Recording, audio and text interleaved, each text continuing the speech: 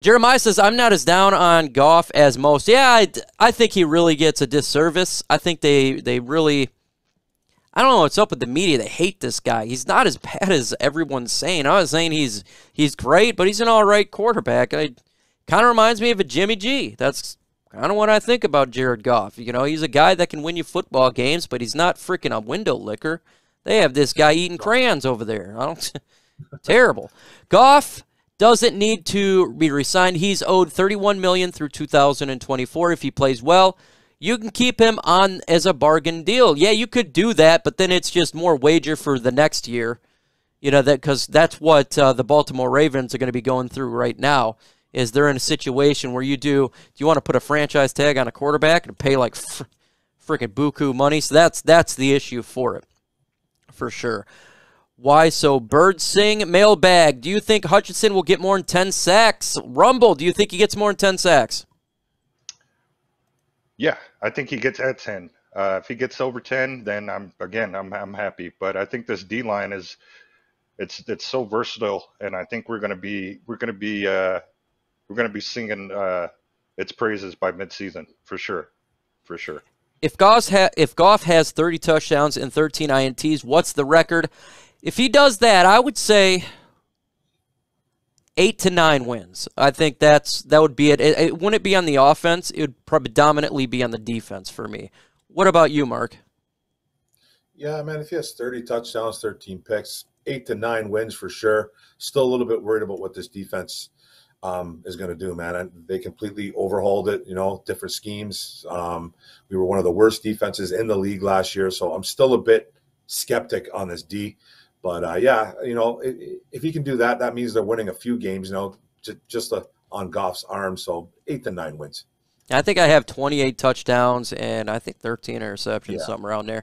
Honestly, he's not a big intercepting guy. It's more the fumbles. What's his fumbles going to be? He's actually pretty good with not throwing interceptions. I actually have him better than Stafford. He's not a guy that takes all the risk in the world. He's just not. But it's more the fumbles. How many does he have there? Who leads the Lions in receiving yards, Rumble? I'm gonna go Chark. I think his deep ball. I think if he can catch the deep ball, I think he leads our receiving core up until Williams gets back. But yeah, yep. We should be getting a tax write-off, John Ball, for being Lions fans. I think we should get. I think we should get PTSD money. I think we should be getting a free health insurance for the insanity that we go through. Because it's literally like getting your butt checked, by a colonoscopy every single Sunday, and that's brutal. That can hurt your mental right there. So yeah, we should be getting money, and especially you being a Lions fan for 60 years. Do you think if he stays at corner or eventually moves to safety nickel corner hybrid? Well, I'm gonna tell you what I think and what I hope. I think he could be doing both, especially if there's injuries, but I really hope he stays at corner. I love what he brings to the table. I love, his ability to stay with the wide receiver, what he did with Devontae Adams last year was shocking in a good way. What do you think, Mark? Yeah, I think, they love Iffy's versatility. He came in as a corner. He's a big corner, man, at like 6'3", 215 pounds. He almost looks like a linebacker out there. He's so big and long. And then, they moved him to safety during these OTAs and during these mini camps, maybe just to get a feel to see if he can do it. And it looks like he was doing an okay job. They're just in their shorts and their helmets. But I think he's going to be a guy, like you said, Mike. I think he's going to be a guy that they're going to bounce around until they really find a spot for him. But he's a big corner, man, and he should always be on those big wide receivers, that's for sure. What do you think about Iffy, Rumble? I'm kind of right there with you. The guy's a beast, man, on corner, and I think that game last year against Devontae Adams did nothing but make him better and give him kind of a mindset on things he can pass down to the other corners or whoever else is guarding these receivers. And I think that comes from the coaching as well. But man, I can't wait to see this full cornerback core. We don't even know what we have with all these guys yet. I'm ready. Was Goff terrible last year, or did he look like a real quarterback? First half of the season, he looked terrible. Second half of the season, he looked like a good quarterback. You got to understand, you got traded to a bad team, no offensive weapons. Rashad Perryman and Williams was the quarterback, or the wide receivers. They're gone, injuries. He was a shock and awe. It was like literally like when the United States invaded Iraq, shock and awe. But then we got a little more comfortable and confident when Josh Reynolds came back, and he looked like a quarterback. So I wouldn't say he's terrible. I think yes, the situation was just an absolute dumpster fire for him last year, especially the beginning of the season. It was just no one could succeed doing that. The Lions' defensive plays really well, and Glenn's offered a head coaching job. Would it be worth overpaying him if he's willing to stay? I don't think he would stay if he got offered a head coaching job. I think he's gone. I think it's really important to develop coaches just like you develop players.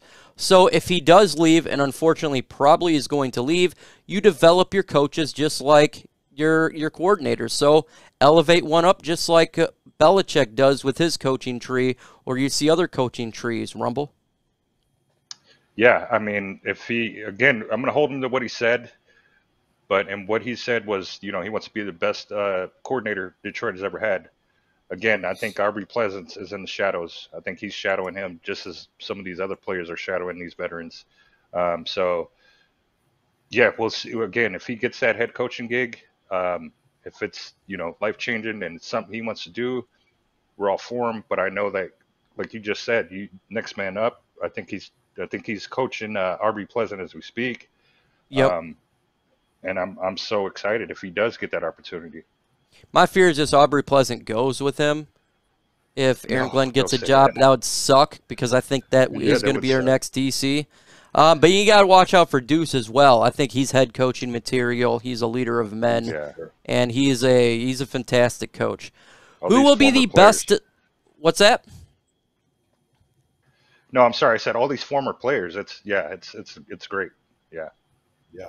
Who will be the best defensive player, Mark, on this team? There's a couple of guys to choose from. I think, I'm going to pick Charles Harris. He had 7.5 sacks last year in that read and react defense. This year it's a little bit changed, man. It's changed a lot. We're going to be attacking more with the D-line and the linebackers. So I think Charles Harris is going to get over 10 sacks. I just have a feeling that he's going to shine in this new defense. I think everybody's going to actually this is the kind of defense that you want to play in as a football player. You don't want to sit there and just read gaps all day and just look where guys are. You want to just attack ball, see ball, attack ball, get ball. That's all you really want to do. And I think Charles Harris is really going to shine. I'm calling over 10.5 sacks for sure. And I think he's going to be the best D player for 2022 for Detroit. We got 120 in the building. We can get to 70 likes, folks. Smash that like button. It's free to do so. Quick and easy, and it pushes the content out there. Lions, will we go with only 2 quarterbacks? I hope so. Look, I'm not going to lie. Behind Goff, it is freaking a dumpster fire. Why waste a roster spot on a Tim Boyle when there's someone else that deserves a spot? I hope we do. I don't know. What is your hunch, guys? What's your hunch, Rumble, on this one?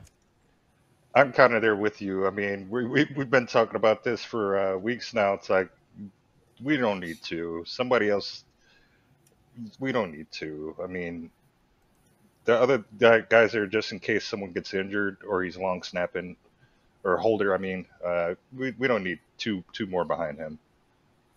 Appreciate you. Jeremiah says, got to go, new sub. Appreciate it, man. Again, I do videos every single day, do live watch parties, so get ready for that for week 1. And we do a live show on here every single Thursday. If you got questions about your Eagles, we talk about that as well as fantasy football. We talk about anything, so appreciate you coming in. Who do you guys think will lead the Lions in touchdowns this year? Mark Oram from Orum's Forum. Touchdowns overall, I think it's going to be, if he can stay healthy all year, I think it's going to be DeAndre Swift. I think he's going to get a bunch on the ground. I just need him to stay healthy, and he's going to get a few in the air. We know the kid's very capable of catching balls out of the backfield. So I can see him getting definitely in double digit overall with running and catching for touchdowns for Swifty, for sure. Hashtag Lions will probably beat the Cowboys and lose to the Jets and Panthers. Watch, I'd love to beat the Cowboys. I'm telling you, right? Would you take this? Lose to the Jets and the Panthers if you can win versus the Cowboys. Would you guys take that deal if you could do that 2 deal? for 1. Wow, so you lose 2, but you win 1. Yeah, the 2 for 1 deal. The old 2 for 1. That's tough. I don't like losing at all, man. I don't want to lose to the Jets. Man. I would take it, man. I mean. Oh man, I'm sorry. I can't stand the Cowboys either. Backup quarterback is irrelevant. Is the backup quarterback irrelevant? He's got a little bit of a point there, man. Like, listen, if you're going to your backup situation in the first place, your season's pretty much screwed. Your season's pretty much screwed. I wouldn't call it irrelevant, though. You know, like you want a guy that can at least game manage, but there's not a lot. Like you go down all 32 teams and you go look at everybody's backups. There's not really a lot barking there, man. Like, there's not, maybe Nick Foles. You have him. You got it going on in Pittsburgh with, are they going to go with Mason Rudolph or the rookie? Mason Rudolph's nothing special. So it's like, you never want to go to your backup, but you should have a guy that can at least game manage. At least do that. We have a new subscriber here. Great show. And by looking at your avatar, it looks like you're a Marine. I am a Army veteran, served in Iraq, 8 years in the Army. So thank you for your service, sir. God bless you. And look, I say hooah. I know you say hoorah, but I say hooah. Thank you for coming in here. Let's see. How many players start the year on the PUP? That's interesting. Right now, I'd say, just looking at it, 2. You got Jerry Jacobs, I think, is going to start. Jameson Williams, going to start on the PUP. Unless there's another injury. Do you have anyone else there, Rumble? I think we said Pascal. I think we said he had a back issue. And then Mark, do you have another one? Man, Romeo could be an option. Romeo Akwara, it could be maybe him starting off. Romeo Jameson, we talked about Jacobs. Yeah, there could be 3 or 4 guys, man. Jameson, yeah, there could be 3 or 4 guys that could be starting on the PUP right away. But good thing about that is that they can be taken off the PUP during training camp. So hopefully that happens.